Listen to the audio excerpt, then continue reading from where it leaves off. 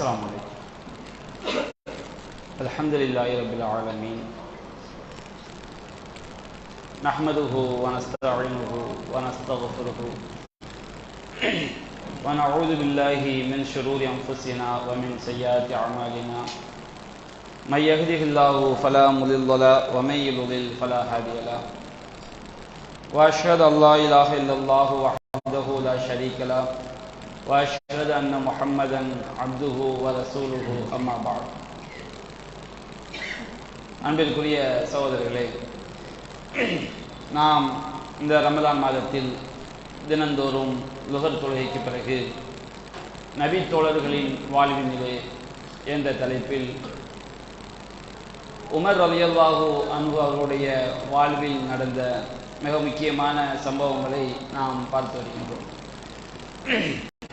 அந்த அடிப்படையில் உமர் ரலியல்லாஹு அன்ஹு அவர்கள் தன்னுடைய ஆட்சி காலத்தில் குடிமக்கள் விஷயத்தில் எந்த அளவிற்கு மிகவும் கவனம் செலுத்தினார்கள், அவர்களுடைய நலனில் அக்கறை காட்டினார்கள், குடிமக்களுக்கு ஏற்படக்கூடிய துன்பத்தை தனக்கு ஏற்பட்ட ஒரு துன்பம் போன்று மறுமையில் நாம் அல்லாஹ்விடம் பதில் சொல்லி ஆக வேண்டும் என்ற அச்சத்தோடு அவர்கள் அணுகினார்கள் என்பதற்கு பல்வேறு சான்றுகளை நாம் பார்த்து வருகின்றோம். அந்த வரிசையிலே சஹீஹுல் புகாரியில் 2881வது செய்தியாக பதிவு செய்யப்பட்டிருக்கிறது. ஒரு தடவை உமர் ரலியல்லாஹு அன்ஹுடைய பைத்துல் மாலுக்கு ஏராளமான கீழங்கிகள், பெண்கள் உடுத்தக்கூடிய ஆடைகள் பைத்துல் மாலுக்கு வருகிறது. அப்பொழுது உமர் ரலியல்லாஹு அன்ஹு அவர்கள் அந்த ஆடைகளை மதீனாவில் உள்ள சஹாபி பெண்களுக்கு மத்தியிலே அதை பங்கிட்டு கொடுக்கின்றார்கள். இப்படி பங்கிட்டு கொடுக்கும் பொழுது ஒரே ஒரு சிறந்த ஒரு கீழாக மிச்சமாக இருக்கிறது. அப்போ அந்த சபையில் இருந்த சில சஹாபாக்கள் சொல்றாங்க, யா அமீரல் மோமினின் அழ்த்தி ஹாதா இப்னத்த ரசூலுல்லாஹி ஸல்லல்லாஹு அலைஹி வஸல்லம் அல்லத்தி இந்தக், இந்த ஆடையை ரசூலுல்லாஹ்வுடைய மகள், அதாவது அலி ரலியல்லாஹு அன்ஹுடைய மகள் உம்மு குல்சும் அவங்கள உமர் ரலியல்லாஹு அன்ஹு அவர்கள் திருமணம் பண்ணியிருந்தாங்க. அலி ரலியல்லாஹு அன்ஹு அவங்களுக்கு உம்மு குல்சும் ஒரு மகள் இருந்தாங்க. அந்த மகளை என்ன செஞ்சாங்க, உமர் ரலியல்லாஹு அன்ஹு திருமணம் முடிச்சிருந்தாங்க. அப்ப ரசூலுல்லாஹ்வுடைய பேத்தியை தான் மகள் என்று என்ன செய்றாங்க, சொல்றாங்க. உங்களுடைய மனைவியாக இருக்கக்கூடிய ரசூலுல்லாஹ்வுடைய மகளுக்கு நீங்க என்ன செய்யுங்க, இந்த கீழாடையை நீங்க கீழே இங்கே நீங்கள் கொடுங்க அப்படின்னு சொல்றாங்க. அப்போ உமர் ரலியல்லாஹு அன்ஹு சொல்றாங்க, உம்மு சலீத் அஹக்கு, உம்மு சலீத் ரலியல்லாஹு அன்ஹு அவங்க தான் இதற்கு மிகவும் தகுதியானவர்கள் அப்படின்னு சொல்லிட்டு அவங்க ஒரு சம்பவத்தை நினைவு கூறுறாங்க. இந்த உம்மு சலீத் யாருன்னு சொன்னோம்னா, உம்மு சலீத்தின் நிசாயில் அன்சார் மிம்மன் பாயா ரசூலுல்லாஹி ஸல்லல்லாஹு அலைஹி வஸல்லம். உம்மு சலீத் ரலியல்லாஹு அன்ஹு அவர்கள் ரசூலுல்லாஹ்ட்ட பையத் செய்த அன்சாரி சஹாபி பெண்கள்ல ஒரு பெண். அவங்க உஹது யுத்தம் நடக்கக்கூடிய நாள் அன்னைக்கு அவங்க சஹாபாக்களுக்கு அவங்க தங்களுடைய இடுப்புகளில் வைத்து தோள்களில் வைத்து நீர் பாத்திரங்களை என்ன செஞ்சாங்க, சுமந்து சென்றாங்க, தண்ணி எடுத்து வந்தாங்க. அப்ப அந்த அளவுக்கு தியாகம் செய்த உம்மு சலீத் ரலியல்லாஹு அன்ஹு அவங்க உமர் ரலியல்லாஹு அன்ஹு ஆட்சி காலத்துல இருக்கிறாங்க. அவர்களை நினைவு கூர்ந்து அவர்கள் தான் இதற்கு தகுதியானவர்கள் என்று உமர் ரலியல்லாஹு அன்ஹு நினைச்சாங்க. அந்த ஆடையை அவங்க உம்மு சலீத் ரலியல்லாஹு அன்ஹு அவர்களுக்கு வழங்கினார்கள் என்பதை பார்க்கிறோம். அப்போ ஒரு நாட்டுக்காக, ஒரு கொள்கைக்காக யாரெல்லாம் பாடுபட்டார்கள் என்பதை உமர் ரலியல்லாஹு அன்ஹு ஞாபகத்தில் வச்சு என்ன செஞ்சாங்க, அந்த மக்களுக்காக பணியாற்றினாங்க. நம்முடைய நாட்டிலே நம்ம பார்க்கிறோம், நம்முடைய மூதாதையர்கள், பொதுவாக இஸ்லாமிய சமுதாயம் உணர்ச்சி வயப்பட்ட சமுதாயம். நம்முடைய மூதாதையர்கள் நாட்டுடைய சுதந்திரத்துக்காக நல்லா பயன்படுத்திக்கிட்டாங்க. முஸ்லீம் அல்லாத மக்கள், பாகிஸ்தான், பங்களாதேஷ், இந்தியாவில் உள்ள முஸ்லீம்கள் அதிகமான எண்ணிக்கையில் இருந்ததுனால நம்ம மக்கள் ஆங்கிலேயர்களை விரட்டி அடிப்பதற்கு ஏராளமான தியாகங்களை செஞ்சாங்க. சொத்துக்களை என்ன செஞ்சாங்க, வாரி வாரி கொடுத்தார்கள். ஆங்கிலேயருடைய படிப்புகளை எல்லாம் என்ன செஞ்சாங்க, அவங்க கைவிட்டாங்க. ஆனால் நாடு சுதந்திரம் அடைஞ்ச பிறகு 2ஆம் 3ஆம் பிரிந்ததினால் நாம் இன்றைக்கு இந்தியாவில் என்ன செஞ்சிட்டோம், சிறுபான்மை சமுதாயமாக ஆக்கப்பட்டு நம்முடைய தியாகங்களை நினைவு கூறுவதற்கு இன்றைக்கு ஆட்சியில் யாரும் செய்யாது, கிடையாது. அந்த அளவிற்கு நம்முடைய இன்றைக்கு எவ்வளவோ முஸ்லிம்கள் ஏழைகளாக வாழக்கூடிய மக்கள் வடநாடுகளில் அவங்களுடைய முன்னோர்கள் எல்லாம் நாட்டுக்காக தியாகம் செஞ்சவங்க. யார் யாருடைய பெயர்கள் எல்லாமோ வரலாறுகள் என்ன செய்யப்படுது, பெரிய பெரிய தியாகிகள் என்று படித்து கொடுக்கப்படுகிறது.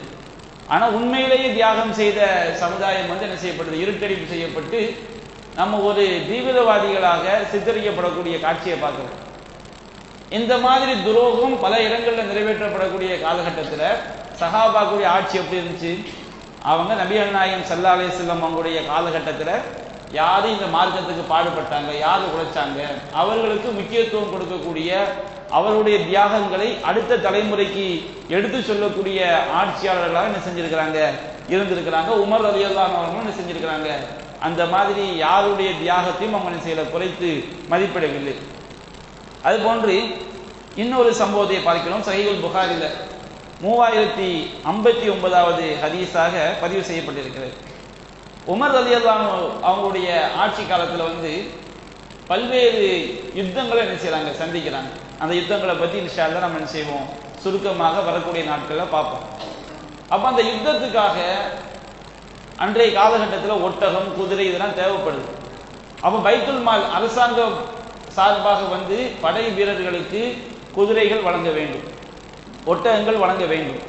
அப்போ அதுக்கு என்ன செய்வாங்க, உமர் ரலியல்லாஹு அன்ஹு மிகப்பெரிய இடங்களை, புல்வெளிகளை வளைத்து போட்டு அந்த அரசாங்கத்துடைய குதிரைகள், ஒட்டகங்கள் மேய்வதற்கு அந்த புல்வெளியை என்ன செஞ்சுக்கிடுவாங்க, பயன்படுத்திக்கிடுவாங்க. ஏன்னா யுத்தங்களை சந்திக்கணும், நாட்டை பாதுகாக்கணும்னு சொன்னோம்னா அது செஞ்சா தான் முடியும். அப்போ பெரிய அளவுல புல்வெளிகள் என்ன செய்வாங்க, அரசாங்கத்துடைய குதிரைகள் மேய்வதற்காக, ஒட்டகங்கள் மேய்வதற்காக, ஜக்காத்துடைய கால்நடைகள் மேய்வதற்காக பெரிய அளவுல அவங்க அந்த புல்வெளிகள் என்ன செய்வாங்க, வேலி போட்டு வச்சிருப்பாங்க. அப்போ அந்த மாதிரி ஒரு மிகப்பெரிய ஒரு புல்வெளியை வேலி போட்டு இந்த இராணுவ படைக்கு தேவையான குதிரைகள், ஒட்டகங்கள், ஜக்காத்துடைய ஒட்டகங்கள் இவற்றுக்கு தேவையான உணவுக்காக அவங்க பாதுகாப்பாக வச்சிருக்கிறாங்க. அதற்கு தன்னுடைய அடிமை ஒரு ஆள், ஹுனை அப்படின்னு சொல்லக்கூடிய, ஹுனையன் அப்படின்னு சொல்லக்கூடிய ஒரு அடிமையை என்ன செய்றாங்க, பொறுப்பா அவங்க நியமிக்கிறாங்க. நியமிச்சுட்டு அவங்க சொல்றாங்க, யா ஹுனை உலுமும் ஜனாஹ கனல் முஸ்லிமி, நீ முஸ்லிம்கள் விஷயத்துல நீ உன்னுடைய இறக்கையை தாழ்த்த வேண்டும், ரொம்ப பணிவாக இரக்கமாக நீங்க நடந்து கொள்ள வேண்டும்.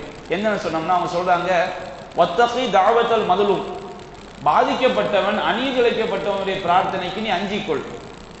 இன்ன தாவத்தல் மதுலூமி முஸ்தஜாபத்தல், பாதிக்கப்பட்ட ஒருவன் அல்லாட்ட கையேந்திட்டான்னு சொன்னோம்னா உடனே அல்லாஹ் என்ன செஞ்சிருவான், அவனுடைய பிரார்த்தனையை ஏற்றுக்கொள்வான். இதை எதற்கு சொல்றாங்கன்னா, அந்த தன்னுடைய அடிமையை அதற்கு பொறுப்பாக நியமித்து விட்டு அவருக்கு ஏன் இந்த ஆலோசனை சொல்றாங்கன்னா அவங்க சொல்லி காட்டுறாங்க, சில ஆளுக்கு ரொம்ப கம்மியான ஒட்டகம் வச்சிருப்பாங்க, ஒரு 10 ஒட்டகம், 15 ஒட்டகம், 20 ஒட்டகம் இப்படி வச்சிருப்பாங்க. சில ஆளுக்கு ரொம்ப கம்மியான ஆட்டு மந்தைகள் முஸ்லீம்கள் என்ன செஞ்சிருப்பாங்க, வச்சிருப்பாங்க. நாம அரசாங்கத்துக்காகத்தான் இந்த இடத்தை வளைச்சு போட்டிருக்கோம், இது குடிமக்களுக்குரிய இடம் தான்.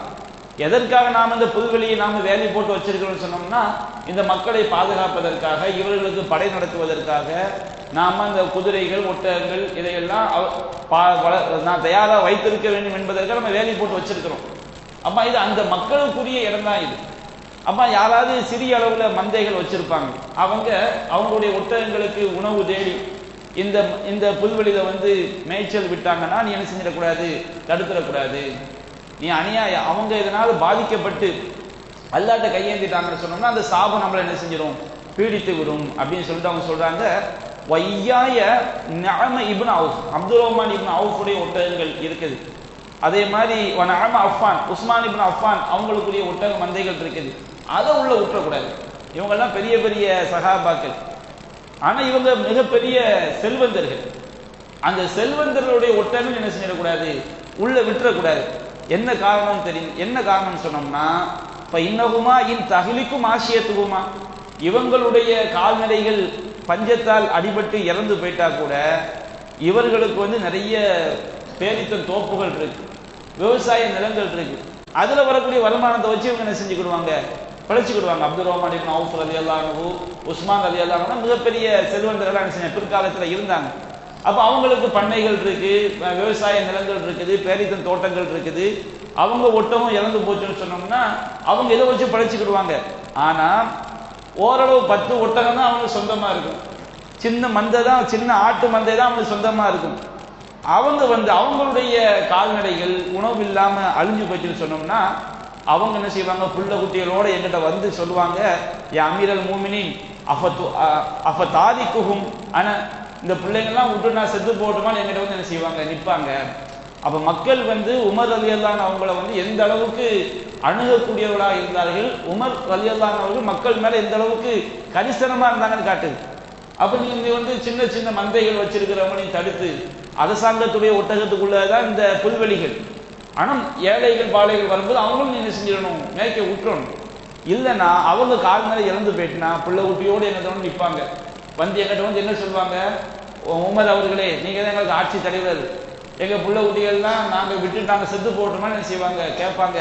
அப்ப நான் அவங்களுக்கு என்ன பதில் சொல்றது அப்படின்னு சொல்லிட்டு அவர் சொல்றாரு, பல் மாவு வல் கலவு ஐசர் அலையம் ரஹபி வல் வரக். இந்த தண்ணீர் புற்பூண்டுகள் இதை மக்களுக்கு வழங்குவது அவங்களுக்கு தங்கம் வெள்ளியை கொடுப்பதை விட எனக்கு ரொம்ப ஈஸி. இந்த மாவு புல்வெளியை மேய விட்டா அவன் படைச்சுக்கிடுவான். தண்ணி அவனுக்கு விவசாயம் பண்ணி தண்ணி கொடுத்தா போதும், அந்த மக்கள் வாழ்ந்து விடுவார்கள். ஆனா அவங்களுக்கு எல்லாம் பஞ்சத்தில் அடிபட்டு தண்ணி இல்லாம புல்வெளி இல்லாம அவங்களுடைய செல்வங்கள் அழிந்து அவங்களுக்கு நான் தங்க வெள்ளியை கொடுக்கறதை விட இது எனக்கு எனது ரொம்ப ஈஸி. அல்லாமே சத்தியமாக இன்னகும் இரவுன அன்னி கது அலம்துகும். அந்த மக்கள்லாம் நினைக்கிறாங்க, நான் இந்த அளவுக்கு புல்வெளியை வளைச்சு போட்டு வேலி போட்டு வச்சிருக்கிறது அவங்களுக்கு இழைக்கப்பட்ட அநியாயமாக அவங்க நினைக்கிறாங்க. அப்படி கிடையாது. என்னகால பிலாது, இது அவங்க நாடு. இந்த காத்தலு அலைகாஃபில் ஜாஹிலியா, அறியாமை காலத்திலும் இந்த நாட்டுக்காண்டி அவங்க என்ன செய்தார்கள், போராடினார்கள். அஸ்லமு அலைகாஃபில் இஸ்லாம், இந்த இஸ்லாத்துல அவங்க ஏற்றுக்கொண்டு நாட்டுக்காண்டி செஞ்சிருக்கிறாங்க, போராடி இருக்கிறாங்க. நான் அவங்களுக்கு அநியாயம் பண்றதுக்காக என்ன செய்யலாம், இதையெல்லாம் வளைத்து போடவில்லை. வல்லதி நப்சி பியதிஹி, என்னுடைய உயிர் எவனுடைய கையில் இருக்கிறதோ அந்த அல்லாஹ்வின் சத்தியமாக, லௌலல் மாலுல்லதி அஹ்மிது அலைஹி ஃபி சபீலில்லாஹ், அல்லாஹ்வுடைய பாதையில யுத்தத்திற்காக வாகனங்களை ஏற்றி அனுப்ப வேண்டும், அந்த யுத்தத்திற்கு அனுப்ப வேண்டிய ஒட்டகங்கள் குதிரைகள் இந்த செல்வங்கள் இல்லை என்று சொன்னால், மா ஹமைத்து அலைஹிம் மின் பிலாதிஹிம் ஷிப்ரா, அவங்க நாட்டில் ஒரு ஜான் கூட நான் செய்ய மாட்டேன், வேலி போட்டு வைக்க மாட்டேன்.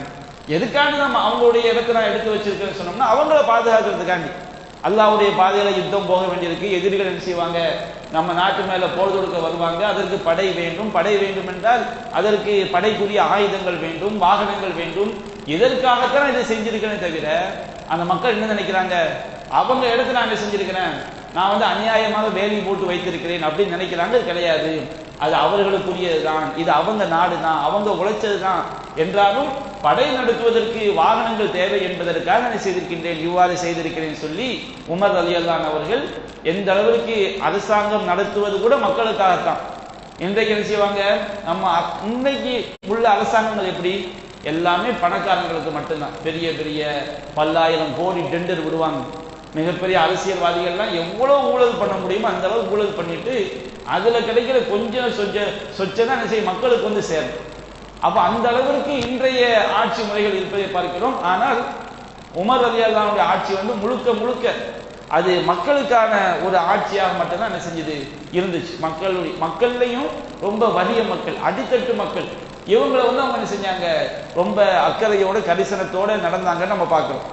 அதே போன்று சஹீஹுல் புகாரில 4160 4161வது செய்தியாக பதிவு செய்யப்பட்டது. நாம் ஏற்கனவே சொன்னோம், அஸ்லம் அவர்கள் உமர் ரலியல்லாஹு அன்ஹுடைய அடிமையாக இருந்து விடுதலை செய்யப்பட்டவர்கள். அந்த அஸ்லமோட என்ன செய்யறாங்கன்னா, ஒரு தடவை உமர் இப்னு ஹத்தாப் வெளியே போறாங்க, மார்க்கெட்டுக்கு போறாங்க. மார்க்கெட்டுக்கு போகும்போது ஒரு இளம் பெண் என்ன செய்யறாங்கன்னா, சின்ன சின்ன குழந்தைகள், அந்த குழந்தைகளோட உமர் ரலியல்லாஹு அன்ஹு அவங்களை நிப்பாட்டிட்டாங்க. இன்றைக்கு ஒரு மந்திரி அப்படி நிப்பாட்ட முடியுமா, போற வர இடங்கள்ல அவங்கள்ட்ட அப்பாயின்மெண்ட் வாங்கி தான் என்ன செய்ய முடியும், போக முடியும். தேர்தலுக்கு ஓட்டு கேட்டு வரும்போது தான் என்ன செய்வான், வீட்டில் நோக்கி தோசை சுடுவான், எல்லாம் செய்வான், அதெல்லாம் அந்த சட்டி கழுவுவான். ஓட்டு போட்டு முடிஞ்சவங்க என்ன செய்வாங்க, மந்திரி ஆயிட்டாங்க வச்சுக்கிடுங்க, நீ யாரு நான் யாருன்னு ஆயிடுவாங்க. ஆனா எவ்வளவு பெரிய ஹலீஃபா, அவங்க கடை வீதிக்கு போயிட்டு வர்றாங்க. ஒரு இளம்பெண் என்ன செஞ்சிடறாங்க, அவங்கள நிப்பாட்டி அவங்க முறையிடுறாங்க, அமீருல் மோமினின் ஹலக்க சௌஜி, அமீருல் மோமினின் அவர்களே, என்னுடைய கணவர் வந்து இறந்து போயிட்டார். தரக்க சிபியத்தன் சிகாரன், ரொம்ப சின்ன பிள்ளைங்களை விட்டுட்டு என்ன செஞ்சார், போயிட்டார்.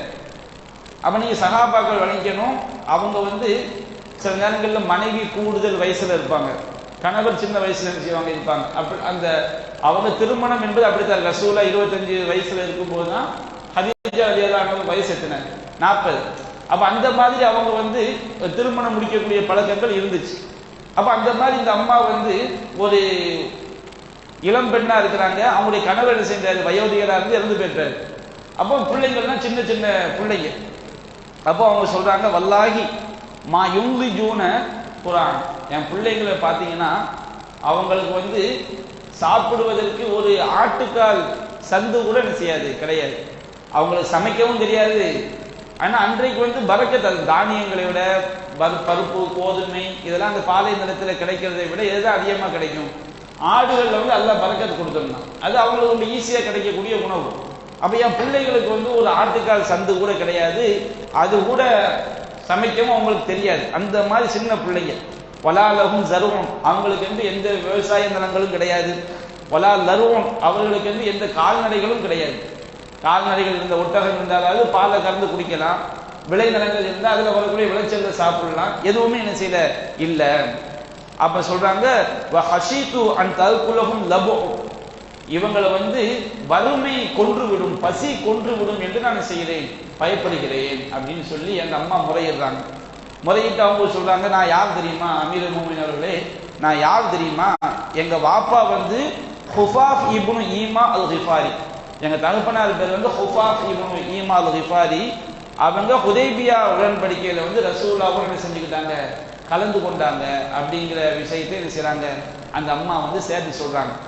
சேர்த்து சொன்ன உடனே உமர் ரலியல்லாஹு அவங்க என்ன செய்றாங்க, அந்த அம்மா பக்கத்திலே நிற்கிறாங்க மார்க்கெட்ல. அவங்க சொல்லி முடிச்ச பிறகு அவங்க கடந்து போகல, அவங்க கிட்டே நிற்கிறாங்க.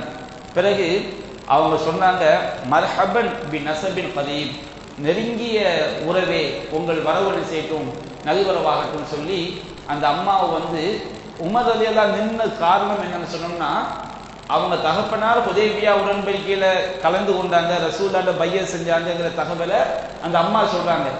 ஆனா உமர் ரலியல்லாஹு அவங்களுக்கு வந்து அந்த ஹுஃபாஃப் இப்னு ஈமா ரலியல்லாஹு அன்ஹு அவங்க செஞ்ச இன்னும் பல தியாகங்கள் யாருக்கு தெரியும், உமர் ரலியல்லாஹு அவங்களுக்கு வந்து தெரியும்.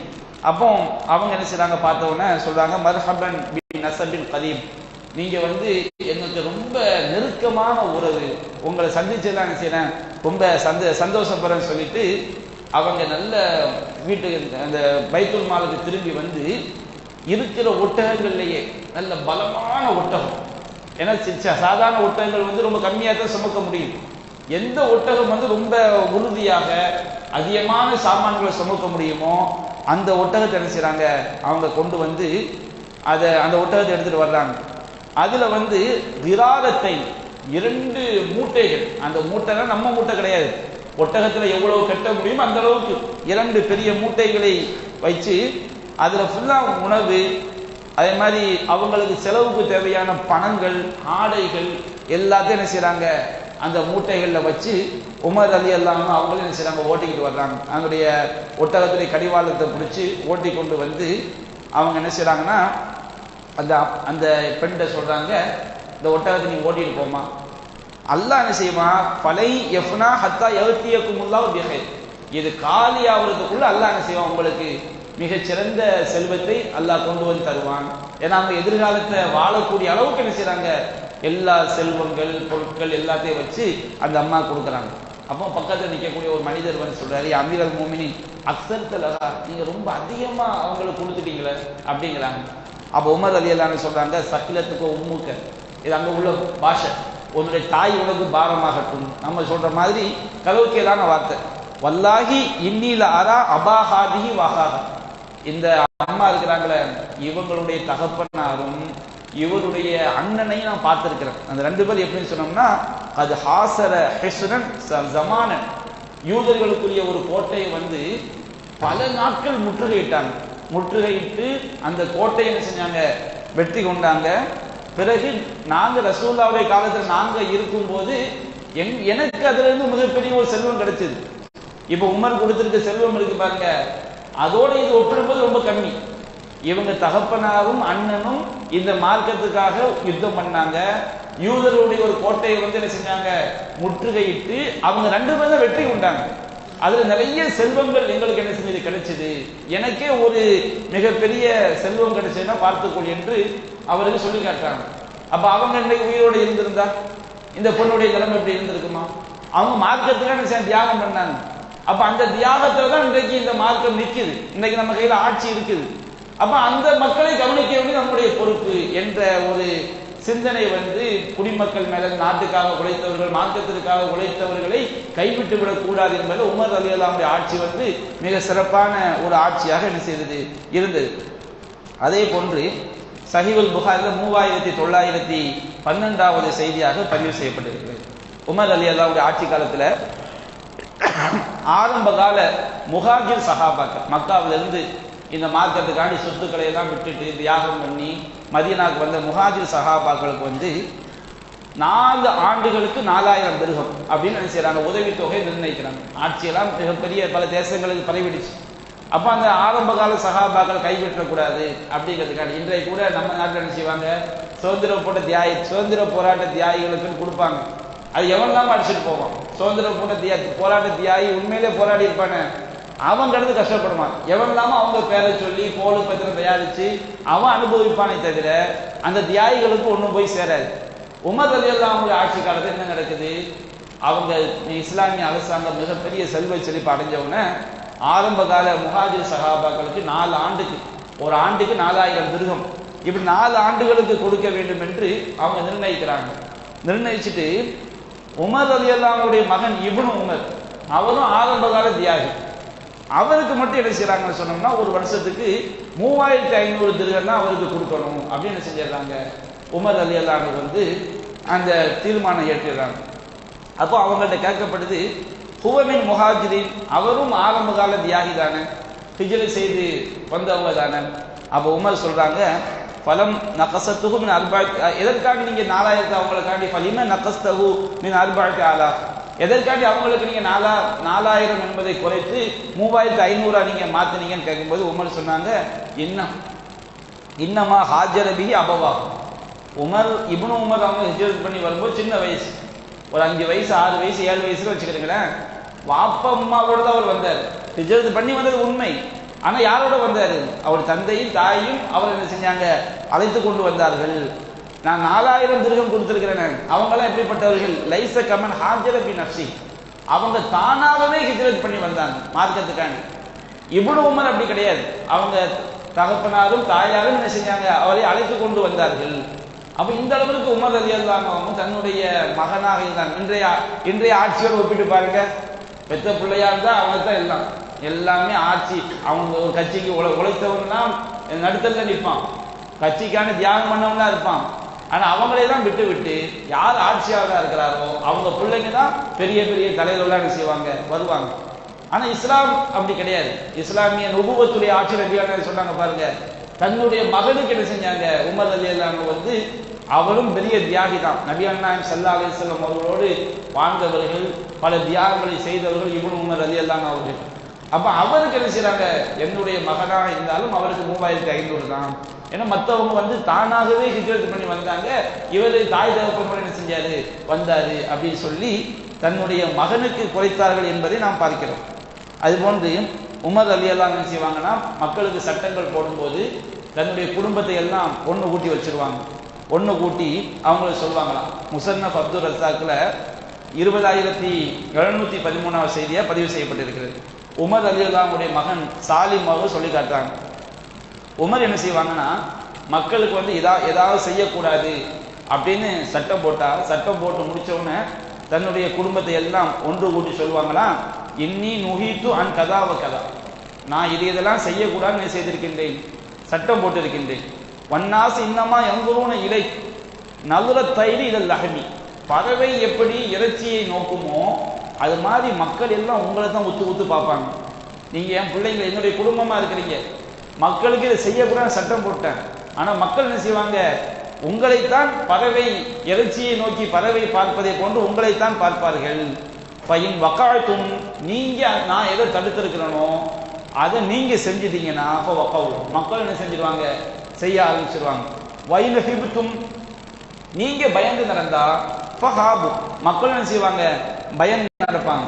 வயின்னி வல்லாஹி, நான் அல்லாஹ் மேல சத்தியமா சொல்கிறேன், லா ஊத்தி பி ரஜுலி மின்கும் வக்கய ஃபி ஷைஇம் மிம்மா நஹைத்து அன்ஹுன் நாஸ், நான் மக்களுக்கு எதை தடுத்திருக்கிறேனோ அந்த தடுத்த செயலை உங்கள யாராவது செய்து என்னிடம் நிப்பாட்டப்பட்டால் இல்லா அல் அஃது லஹுல் உகூபா, அவருக்கு 2 மடங்கு தண்டனை நான் செய்வேன், விதிப்பேன். ஏன்னு சொன்னோம்னா நீங்க அந்த மாதிரி 2 மடங்கு தண்டனை உங்களுக்கு உண்டு. விரும்புனா அந்த தப்பை செஞ்சுக்க, இல்லைன்னா அந்த தண்டனை வேண்டாம்னா நீங்க என்ன செஞ்சுக்கிட்டு கரெக்டா நடந்துக்கிடுங்க. இப்படி ஒரு ஆட்சி தலைவரை பார்க்க முடியுமா? ரசூல் ஸல்லல்லாஹு அலைஹி வஸல்லம் எந்த அளவுக்கு உருவாக்கிட்டு போயிருக்கிறாங்கன்னு பாருங்க. அவங்க நுபுவத்துடைய ஆட்சின்னு சொன்னது சாதாரண ஒரு விஷயம் கிடையாது. அப்ப தன்னுடைய குடும்பத்தை அழைத்து முதல் எச்சரிக்கை, எல்லாரும் உங்களை தான் பார்ப்பாங்க, நீங்க அந்த நான் தடுத்து செய்ய ஆரம்பிச்சா மக்களும் செய்ய ஆரம்பிச்சிருவாங்க, நீங்க கரெக்டா நடந்தா மக்களும் செய்வாங்க நடப்பாங்க. இன்றைக்கெல்லாம் நம்ம அதிகமான செய்திகள் நம்ம கேள்விப்படுவோம். எம்எல்ஏ உடைய மகன், அதே மாதிரி பெரிய பெரிய அரசியல்வாதி மகன் என்ன செய்வாங்க, ரோட்ல பயங்கர வேகத்துல போவான். போலீஸ்காரன் நிப்பாட்டி ஏன்டா இவ்வளவு வேகத்துல போனேன்னு கேட்டா, எங்க தகப்பனார் யார் தெரியுமா, அவர் யார் தெரியுமா, இவர் யார் தெரியுமா. கடைசி அவங்களுக்கு என்ன கிடையாது, அந்த ஆட்சியாளர்கள் பெரிய பெரிய அதிகாரத்தில் இருக்கிறவங்களுடைய பிள்ளைகளுக்கு எந்த சட்டமும் கிடையாது. அவங்க நினைச்சே செய்வாங்க, நினைச்ச இடத்துல போய் என்ன செய்வாங்க, ரவுடிசம் பண்ணுவாங்க. கட்சிக்காரங்கள்னா சில கடைகளில் போய் டொனேஷன் கேட்பாங்க, கொடுக்கணும்னு வச்சுக்கிட்டுங்க, கட்டையை அனுப்பிச்சு நொறுக்கு எவன் கேட்பான், எங்க ஆட்சி, நாங்க தான் போலீஸ், நாங்க தான் கோர்ட்டு, யார் என்ன செய்ய முடியும்? அப்படிப்பட்ட ஆட்சி தான் இன்றைக்கு. ஆனா அதே ஹலீஃபா உமர் ரலியல்லாஹு ஆட்சியை பாருங்க, தன் குடும்பத்துக்கு தான் ஃபர்ஸ்ட் எச்சரிக்கை, உங்கள யாராவது இந்த சட்டத்தை மீறிட்டீங்கன்னா உங்களுக்கு 2 மடங்கு தண்டனை, உங்களை தான் விட்டு வைக்க மாட்டேன். இப்படி ஒரு ஆட்சி தலைவர் சொல்ல முடியுதுன்னு சொன்னோம்னா அதுக்கு என்ன காரணம்? உண்மையான மறுமை பயம்தான் அதற்கு காரணமாக இருக்கிறது என்று நாம் என்ன செய்கின்றோம், பார்க்கின்றோம். அதுபோன்று உமர் ரலியல்லாஹுடைய ஆட்சியில இன்னும் பல சம்பவங்கள் நமக்கு கிடைக்கிறது. இன்ஷா அல்லாஹ் வரக்கூடிய நாட்கள் நாம் அவற்றை விரிவாக காண்போம். வாஹிரு தஅவானா அல்ஹம்துலில்லாஹி ரப்பில் ஆலமீன். அஸ்ஸலாமு அலைக்கும் வரஹ்மத்துல்லாஹி வபரகாத்துஹு. சுப்ஹானல்லாஹி வ பிஹம்திஹி.